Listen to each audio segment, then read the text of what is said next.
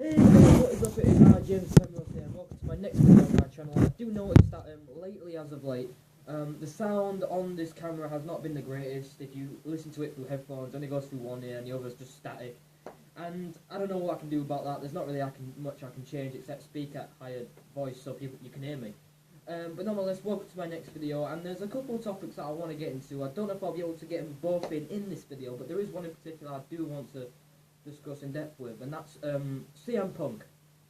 The reason why I'm going to be talking about CM Punk is this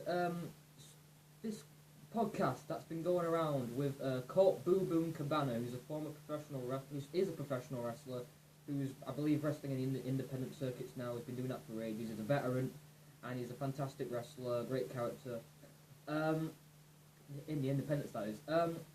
Recently, I believe it was about a week ago, and yeah, this was a few days ago, but this is still a highly major topic. He ended up hosting a podcast with CM Punk, and this was going viral immediately when it was released. People were talking about it, videos were being released with more than one copy, it was going all over YouTube, and I think I'd finally get my thoughts out on this podcast. And what this podcast is, or was specifically, was CM Punk opening up about why he quit WWE. And this is not just because, like, I know I made a video in January giving my reaction saying, oh, why I thought it was good to quit, because of how Batista came back and was a part-timer and was in the main event. It was to do with that, but it was not the only reason, and I made it seem like it was the only reason. When you see this podcast, it explains that there's more than what meets the eye than just Batista. What was discussed in this podcast was the fact that how WWE was not treating him correctly in terms of pay, in terms of who they should put him up against, how CM Punk thought it was a bad idea to drop the title to The Rock before facing The Undertaker at WrestleMania, which is all true, by the way. He's all correct about all of that, in my opinion. And the fact that how the WWE doctors refused to perform their duties to get CM Punk up to par in terms of health. And what I mean specifically, but besides that, was CM Punk, I believe it was around, he said, October, November time in 2013, he had a big lump on his back. I can't remember what you call that, but it was getting bigger and bigger by the minute. CM Punk was like, yo, can you get this sorted for me? Can you pop this out, please, so I can get 100% again? And the doctor simply flat out refused. And his excuse was the fact that, oh, well, you need to wrestle, and you need to do this, and you need to do that, sir. Nah, can't do this, can't do that. And Punk was having none of it. And this would happen for a good 2 to 3 months up until January, where it got bigger and bigger. And just moments before the Royal Rumble was about to start, CM Punk was literally like, alright, this is killing me now, I can't take any more of this, can you fucking take this out, please? And still wasn't having none of it. He's like, you gotta go to the Rumble, you're number one. And Punk's like, you know what, fuck you. And flat out he said that, and to be honest, couldn't agree with him more. The doctors can't perform his duties, he's a lazy ass son of a bitch, which is exactly what Punk said, he's a lazy fuck. And yeah, I laughed when he said it, but it's true, it really is true. If the doctors can't perform their duties, what the fuck are they even doing their job for in the first place, you know? Like, it's ridiculous. It also had to do with the fact of Triple H and CM Punk going back and forth, you know. There was a heated argument going on where CM Punk stated that he was going to be part of the 12 Rounds movie, and he was supposed to be in that until he found out last minute that it was Randy Orton who was actually going to be doing that spot in the film 12 Rounds, or was taking that place from CM Punk, but he had no idea. CM Punk says to Triple H, oh, why didn't you call me, why didn't you tell me about this beforehand? And I believe he said, he gave him a stupid ass excuse, I can't remember what he said, but it was a lame ass excuse, and that was really, it's not reliable at all if you're going to keep doing that constantly to CM Punk. I mean, how much more can you take, eh? And if you really want to know the full details of the podcast, I'll put a link in. I can't do that because my laptop isn't working because my charger isn't. But go check the podcast out for yourself. It's all over YouTube. Search up Art of Wrestling episode 225 CM Punk. That's what you need to search up, and it'll come up with so many results. The reason why I'm making this video now is my thoughts on, will CM Punk ever return to WWE? I said a few weeks ago, will Daniel Bryan ever return? And he's finally returned. Well, temporary. He's not returned to wrestling, but he returned last week to run Raw. I mean, we have the anonymous GM again. Ooh, wow, that's awesome. But when it really comes down to it, after all that's gone on with CM Punk ever since he's quit, all the controversy surrounding him. When is he going to return? When is he going to return? When Raw was in Chicago on March the 3rd, you know, they teased his return, the music played, and it turned out to just be Paul Heyman coming out, cutting a pipe bomb on why he thought that CM Punk left, and it was him blaming the fans, basically, and so on and so on. You can check that pipe bomb out as well. I really do feel now that after everything that's happened ever since he's quit, out of all that's been said, after that interview he had with at the Music Rock Awards saying that he will never, ever, ever, ever, ever return, but most of the fans took that as an act of sarcasm, saying that he actually will be back, he's just man-fucking the fans. After all this, it has to lead to a CM Punk return. All of this has to lead to a CM Punk return. I believe Punk will be back. At first I'm like, nah, he's retired, it's on Wiki, it's on all the sites you can imagine. CM Punk is happy now, he's got a new job from what I've heard, if I said in the last video. Now, CM Punk's going to return. We don't know when, we don't know why, we don't know how, but we all know that everything that's gone on ever since he's quit, it has to lead to a CM Punk return. If it doesn't, then it makes no sense. Even Vince McMahon said in a Stone Cold podcast, and I haven't seen that yet, but that's been going viral as well. I believe he said that he still wants to work with CM Punk. He still wants to get along with CM Punk, even though they've been going back and forth, and having disagreements and everything. I mean, Triple H, from what I hear, is extremely mad about what he said in the podcast. I don't know if he'll ever want to work with CM Punk ever again.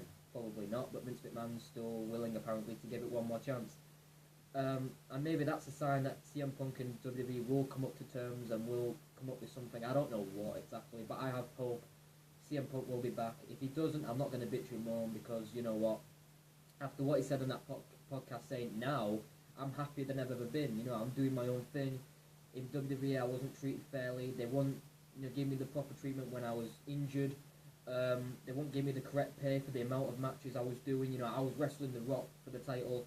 I was wrestling Undertaker for his streak at WrestleMania, and I wasn't getting the right amount of pay with those two matches. And those were probably two of CM Punk's biggest matches of his career, against the Undertaker at WrestleMania, and facing The Rock at the Royal Rumble, and the Elimination Chamber, I might add, twice.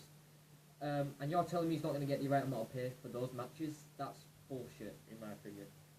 And this is not all to do with money, and you can probably say, oh, well, CM Punk's bitching because he's not getting the money. Well, it's obvious he's not doing this for the money. He's doing this not only just, well, to be fair, everyone's got to make a living, so you can't say, oh, well, I'm not in this for money, because without money you can't make a living, so... But then again, you need to be in the business because you love professional wrestling. Simple as that. That's why Daniel Bryan's in it, that's why CM Punk was in it, until it all became about all this business and bullshit about money, and how WWE wasn't giving him correct pay, and how the feuds they put him in with Ryback, and how it was a complete clusterfuck. I mean, even CM Punk said that. He said that working with Ryback was a big pile of trash, how he was a stiff worker in the ring, and he is a stiff worker, Ryback. He is a pretty stiff worker. And yeah, you know all the details by now. If you haven't seen it, then go search it up, because I can't give you the link, because I'm not using my laptop to edit anymore, because my charger's fucked, so I need to go get another one and I don't know where. But nonetheless, this is the basic outline of what I think of CM Punk potentially returning to WWE. I don't know when, like I said, but I believe it will happen. Next video I'll talk about will probably be my thoughts on the return of the Anonymous Raw GM. And you know what, fuck it, let's just do it now. Let's get into the second topic right now. I won't do a separate video because I can't be arsed. Let's get into that topic right now. Last week, the Anonymous Raw GM returned to run Raw for this past Monday night. I didn't watch Raw last week, mainly for the reason that it was a big pile of trash from what everyone's been saying. And if everyone's saying it's a pile of trash, why would I want to watch it? The only good thing that I did see from the highlights of that show was the build-up between Bray Wyatt and Dean Ambrose. They're going to be having a TLC match at Tables, Ladders and Chairs, which I think is good. Other matches confirmed for TLC. We have John Cena versus Seth Rollins in a tables match, but the twist is, if Cena loses, he won't be the #1 contender to face Brock Lesnar for the title, which I'm assuming means, technically it's a #1 contenders match, basically. So if Cena loses, they might give the #1 contender spot to Seth Rollins, where he might cash in at the Royal Rumble against Brock Lesnar. Would I mind that? I don't know. I feel like if you give it to Seth Rollins at the Royal Rumble, it will be rushed. But back to the Anonymous Raw GM. What do I think of that? I think it's fucking stupid. I really do think it's stupid.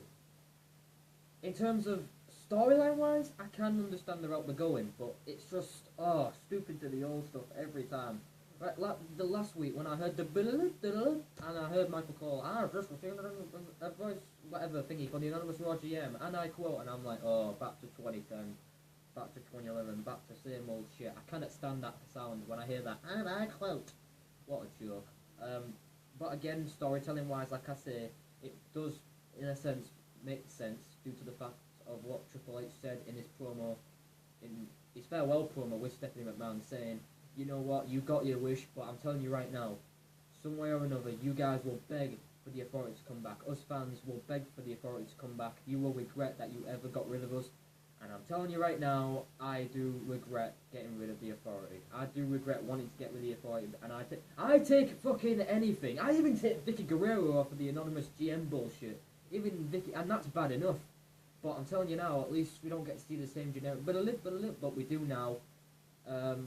Hopefully it's not, I don't know what to say about that. I don't know who actually is the anonymous GM. I hope it's not a bloody leprechaun like Hornswoggle this time, when it turned out to be him. Hopefully it actually is a legit someone who's running the show, but we don't know. That even the anonymous GM could be Triple H. Even I'm gonna throw that out right now. If there actually is someone that is an anonymous GM, I think it could be Triple H, because Vince McMahon said to Triple H, some way or another, you are going to fix this. And maybe this was his plan B, because like the Authority said, there's always a plan B, and maybe this was it. You know, act like he's the anonymous general manager by emailing off the computer and stuff like that. Maybe that's his plan B, I don't know. I don't know where they're going to go with this, but for TLC, that should be a good pay-per-view nonetheless. Other matches confirmed. We have a tag title match. The Usos versus Damien Miz down the Miz. That should be a good match. There's another match confirmed, but I can't remember what it is.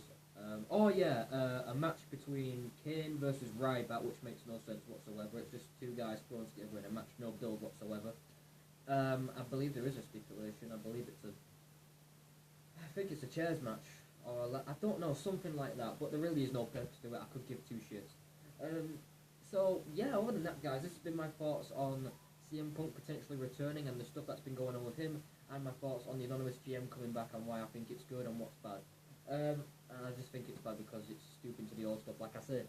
So, other than that, guys, thank you guys for watching this video. Like, comment, subscribe to my channel. Alex Wilson, Connor Kenway, subscribe to them too, go search them up. You know what to do. And, yeah, other than that, guys, thank you guys for watching this video. I'm James Penrose, and all I can say is, peace out, my brothers.